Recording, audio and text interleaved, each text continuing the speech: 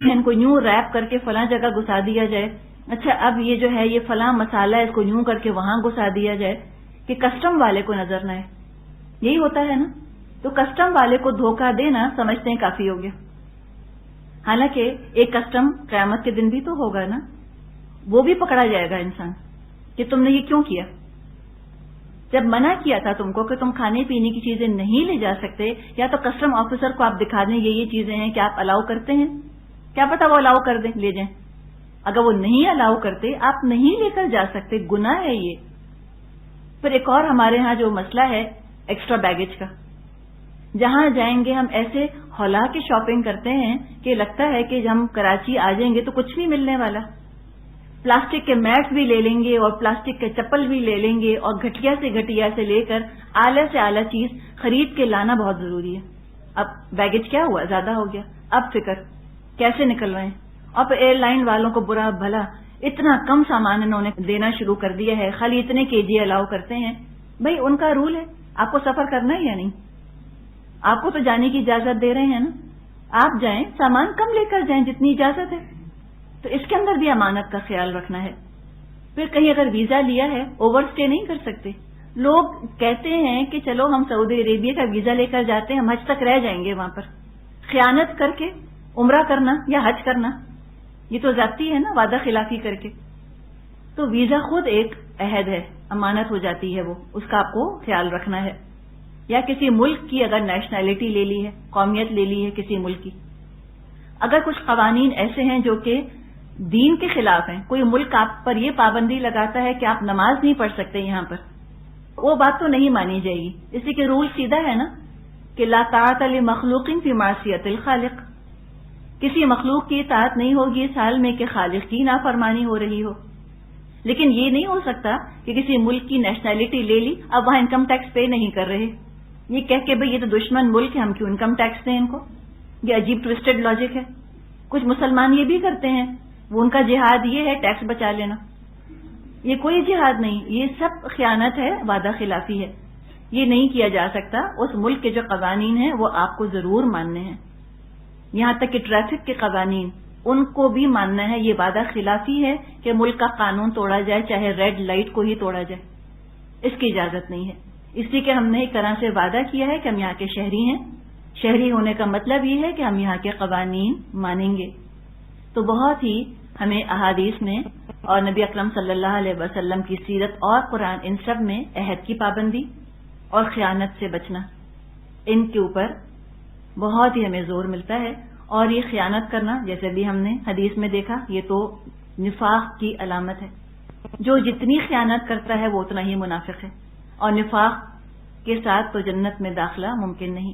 اور شخصیت خود کتنی بدنما ہو جاتی ہے آپ دیکھیں خیانت کرنے والے کی. لوگ بھروسہ ہی نہیں کرتے، ٹرسٹ ہی نہیں کرتے. آج ہم دیکھ رہے ہیں کہ معاشرے میں سے بالکل بھروسہ اٹھ گیا ہے ہمارا ایک دوسرے کے اوپر سے. ہر وقت ہمیں یہ ڈر لگا رہتا ہے کہ پیسے تو پورے لے لیے ہیں، پتہ نہیں کام پورا کریں گے یا نہیں. پیسے تو پورے لے لیے ہیں، پتہ نہیں صحیح تول کر دیں گے یا نہیں. تو یہ بھی تو خیانت کر لی. دکاندار نے ایک پیاز کی ڈلی اگر اس نے بچا لی، کیا کیا اس نے؟ اس ایک پیاز کی ڈلی بچا کر اس نے سارا مال اپنا جو لیا سارے کا سارا اس کا حرام ہو گیا. اتنی چھوٹی سی خیانت کی وجہ سے، وعدہ خلافی کی وجہ سے، ٹرسٹ اس نے بریک کر دیا سامنے والے کا. تو یہ بھی ایک طرح کا عذاب آ جاتا ہے معاشروں کے اوپر کہ اس میں سے امانت اٹھ جائے. جبکہ ابھی امانت دار تاجر کا مقام ہم نے دیکھا جو حدیث میں بتایا گیا کہ وہ صدیقین، شہداء اور انبیاء کے ساتھ ہوگا. امانت دار تاجر جو کہ بے ایمانی نہیں کرتا، جو کہ خیانت نہیں کرتا، وعدہ خلافی نہیں کرتا. آپ دیکھیں بچوں سے ہم وعدہ کرتے ہیں پورا نہیں کرتے. اچھا فلاں جگہ لے جائیں گے، اچھا فلاں چیز دلا دیں گے، وعدہ پورا نہیں کرتے بچوں سے. تو بچوں کے دلوں میں سے بھی وعدہ پورا کرنے کی اہمیت ختم ہو جاتی ہے. ہم بچوں سے چیزیں لیتے ہیں واپس نہیں کرتے، تو امانت کی اہمیت ان کے سامنے نہیں آ پاتی. تو اللہ کرے کہ اللہ ہمیں توفیق دے کہ ہم خود عملی نمونہ بن سکیں امانت کا اور وعدہ نبھانے کا. تو اللہ تعالیٰ سے بہت ہی ہمیں دعا کرنے کی ضرورت ہے کہ اللہ تعالیٰ ہمیں خود امین بنا دے اور ہم اس چیز کو آگے اگلی نسل میں بھی منتقل کر سکیں. وَالْآخِرُ دَعْوَانَا أَنِ الْحَمْدُ لِلَّهِ رَبِّ الْعَالَمِينَ. नहमदुहु व नुसल्ली अला रसूलिहिल करीम। अल्लाहुम्मा आति नफ्सी तक़वाहा व ज़क्कीहा अंत खैरु मन ज़क्काहा अंत वलियुहा व मौलाहा। अमानत का मफ़हूम आप जहन में लेकर आइए, जो हमने डिस्कस किया था। किसी पर किसी मामले में भरोसा करना, ये है अमानत। अगर कोई बात की जा रही है और उसने ये नहीं कहा आपसे कि आप आगे किसी को मत बताइएगा, तो कोई बात नहीं, फिर आप डिस्कस कर सकती हैं उस चीज को। और उसमें आपको बस ख्याल ये रखना होगा कि आउट ऑफ कॉन्टेक्स्ट बात ना हो, अपने महल वकू में रखकर बात को बताया जाए और गीबत ना हो उसके अंदर, या किसी की उसके अंदर बदनामी या बेइज्जती ना हो। जैसे मिसाल के तौर पे किसी का छुपा हुआ ऐब देख लिया, वो शख्स खुद तो नहीं कहेगा कि तुम मेरा छुपा हुआ ऐब किसी के सामने बयान मत करना, लेकिन तो हमारी अपनी जो एक अखलाकी हिस्स है वो हमें बताएगी कि हम ये छुपा हुआ ऐब इस शख्स का किसी के सामने बयान ना करें। तो आगे बात बयान करने में जिस चीज का ख्याल रखना चाहिए, जिसमें बड़ा क्लियर हो जाएगा हमारे सामने कि अमानत में खयानत क्या होगी, ये सोच लें कि अगर मेरी बात ही किसी को बताए जाकर तो मुझे कैसा लगे। क्या मुझको एक तरह के बिट्रेल का एहसास होगा? क्या मुझे ये एहसास होगा कि इसने मेरी लाज नहीं रखी?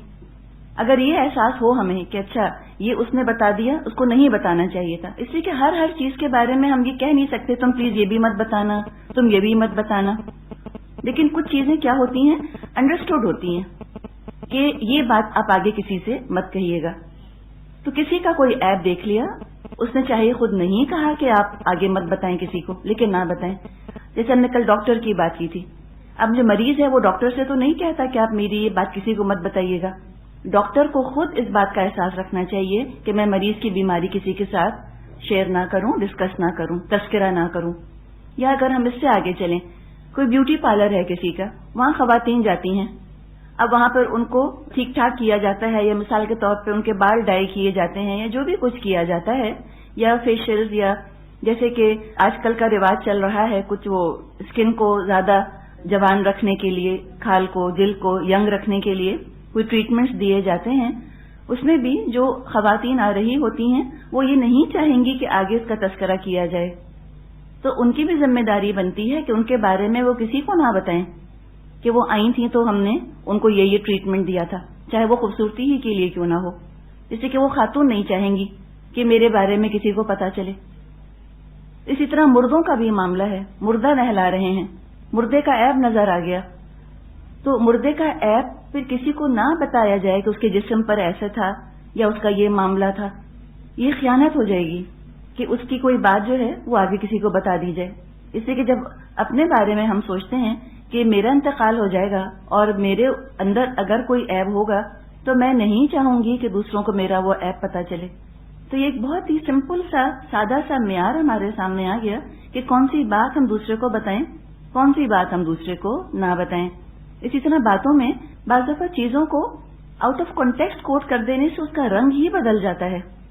बहुत सी बातें ऐसी होती हैं जो गुफ्तगू के दौरान हो रही होती हैं और जिस मंजिल पर, जिस जगह वो गुफ्तगू पहुंची होती है, वहां पर वो जुमला बिल्कुल मुनासिब होता है। ठीक है, अब अगर आप उस जुमले के अंदर ना कमी करें ना बेशी करें, लेकिन सिर्फ वो जुमला यूं समझे उठाकर और कहीं और पेस्ट कर दें किसी के सामने, तो उसका रंग ही बदल जाएगा, वो बात जो है वो बिल्कुल ही बदल के रह जाएगी। तो ये बदतरीन खयानत है कि आपने किसी की बात को इस तरह से किया। यानी हो सकता है क्लास में वो बात हो रही हो तो वो इंतहाई संजीदा, इंतहाई बामायनी, इंतहाई अहम लग रही हो, और उस सारी बात में से एक जुमला उठाकर अपने शौहर के सामने रख देना या बच्चों के सामने बयान करना या वालिदैन के सामने बयान करने में हो सकता है लोग सुनकर हंसने लग जाएं, या हो सकता है लोग कहेंगे क्या हिमाकत की बात की गई है, ऐसे कोई थोड़ी होता है। और ये आपने आजमाया होगा, ये होता है। वो उस माहौल को, उस बात की अहमियत को उस तरह बिल्कुल नहीं समझ पाते जैसे कि उस बात की अहमियत थी। फिर मशवरे के बारे में भी आता है अहादीस में कि अल मुस्तनशारु मुअतमिनुन, मशवरा देने वाला अमीन होता है। ऐसा मशवरा इंसान दूसरे को दे जैसा कि वो अपने लिए चाहता है, ये अमानत है। मशवरा इंसान दूसरे को दे जैसा कि वो अपने लिए चाहता है, ये अमानत है। ऐसा मशवरा दूसरे को ना दे कि दूसरे को نقصان پہنچ جائے یا اس کے ساتھ زیادتی ہو جائے. تو مشورہ امانت کیسے ہوا؟ دیکھیں، ایک شخص آپ پر بھروسہ کر رہا ہے نا، آپ پہ ٹرسٹ کر رہا ہے کہ آپ اس کو بہترین مشورہ دیں گی، تو کسی کے اعتماد کو ٹھیس پہنچانا یہ بھی تو خیانت ہے. امانت کا مفہوم آپ ذہن میں لے کر آئیے جو ہم نے ڈسکس کیا تھا. کسی پر کسی معاملے میں بھروسہ کرنا، یہ ہے امانت. اب وہ بھروسہ کر رہا ہے کہ آپ اس کو بہترین مشورہ دیں گی، اور اگر اچھا مشورہ نہ دیا، اپنا نقطہ نظر سامنے رکھتے ہوئے مشورہ دے دیا سامنے والے کو، تو خیانت کی. بعض رشتے ایسے ہوتے ہیں کہ جس میں آپ سے کسی نے اگر مشورہ مانگا اور انسان کو یہ محسوس ہوتا ہے کہ اگر میں نے اس کے فائدے کا مشورہ دے دیا، میں نے اس کو صحیح مشورہ دیا تو اس کا فائدہ ہوگا، میرا نقصان. تو بعض دفعہ انسان بجائے اس کے کہ سامنے والے کا فائدہ دیکھے، وہ اپنا فائدہ دیکھتے ہوئے اس کو مشورہ دیتا ہے کہ تم یوں کرو. یہ خیانت ہو جائے گی. سامنے والے کا فائدہ دیکھتے ہوئے مشورہ دیجیے. اور دوسری بات یہ کہ مشورے کو مشورے کی طرح دیجیے، حکم کی طرح مت دیجیے. یہ بھی پھر ذاتی ہے. اس نے آپ سے مشورہ مانگا ہے نا، بعض دفعہ ہم مشورہ دے کر پہ توقع یہ کرتے ہیں کہ وہ ضرور ہی قبول کرے گا اس کو، تو وہ تو حکم ہو جاتا ہے. حکم کے ساتھ پابندی ہوتی ہے کہ میرا حکم ضرور قبول کیا جائے، اور مشورے کے اندر چوائس ہوتی ہے کہ میں اپنی طرف سے بہترین بات آپ کو بتا رہی ہوں. اب یہ آپ کی اپنی چوائس ہے، آپ کی اپنی ثوابدید پر میں چھوڑ رہی ہوں کہ آپ اس کو قبول کرنا چاہتی ہیں یا قبول کرنا نہیں چاہتی. پھر آپ دیکھیں خیانت کے ساتھ ایک اور چیز کہ آفس میں جیسے عام طور پہ پینسلیں رکھی ہوئی ہوتی ہیں، پیپرز ہوتے ہیں، فوٹو اسٹیٹ مشین ہوتی ہے، جو بڑے آفیسز ہوتے ہیں، کئی اور چیزیں ہوتی ہیں. تو آفس کی چیزوں کو آفس کی حد تک آفیشیل کام ہی کے لیے استعمال کرنا یہ بھی بہت ضروری ہے. یہ نہ ہو کہ آفس کی اسٹیشنری گھر لے آئیں. اب بچوں کے امتحان ہونے والے ہیں، ان کو پینسلیں چاہیے. آفس میں اتنی ساری پینسلیں اتنی اچھی شارپن ہوئی بھی رکھی ہیں، 4 پینسلیں لے آئے، بچوں کو دے دی. اب مجھے بتائیں ایک پینسل کی کیا قیمت ہے؟ 2 روپے کی 5 روپے کی پینسل آتی ہے. اتنی معمولی چیز کے لیے خیانت کری، اتنی چھوٹی چیز کے لیے کیا فائدہ ہوا؟ اپنے بچوں کو حرام چیز لا کر دے دی. ہم تو اپنے بچوں کو زہر کبھی نہ دیں، چاہے وہ ایک چٹکی بھی زہر کیوں نہ ہو. تو یہ بڑی زیادتی ہے کہ گھر والوں کو حرام چیز دی جائے، یہ بھی ان کے ساتھ ناانصافی ہو جاتی ہے. تو اس کے بارے میں انسان محتاط رہے. پھر آفس کا ٹیلی فون ہے. آفس کا ٹیلی فون اس لیے ہے کہ اس کو آفس کے کاموں کے لیے استعمال کیا جائے. اب آفس کے ٹیلی فون سے لمبی لمبی کالز کرنا. آفس میں بیٹھے ہیں، سوچا اچھا وہ بچہ میرا امریکہ میں ہے، پتہ نہیں پیپر کیسا ہوا، نمبر گھمایا، دوسرے ملک کال کر لی، بل چلا گیا آفس کے اندر.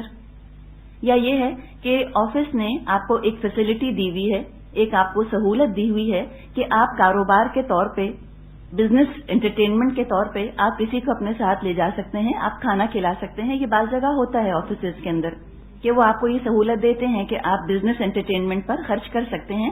اس میں یہ ہوا کہ کچھ افراد کو جن سے کہ آفیشیل کام تھا ان کو اپنے ساتھ لے گئے، کہیں کھانا کھلا دیا، بل جو ہے وہ جو کمپنی ہوتی ہے اس نے پے کر دیا. اب کیا ہوا کہ اپنی بیوی بچوں کو لے گئے اور کہا کہ بڑا آفیشیل کام تھا، میں ان کو بتانا چاہ رہا تھا میں آفس میں کیا کام کرتا ہوں. ہم نے کہا چلو شیرٹن چلتے ہیں.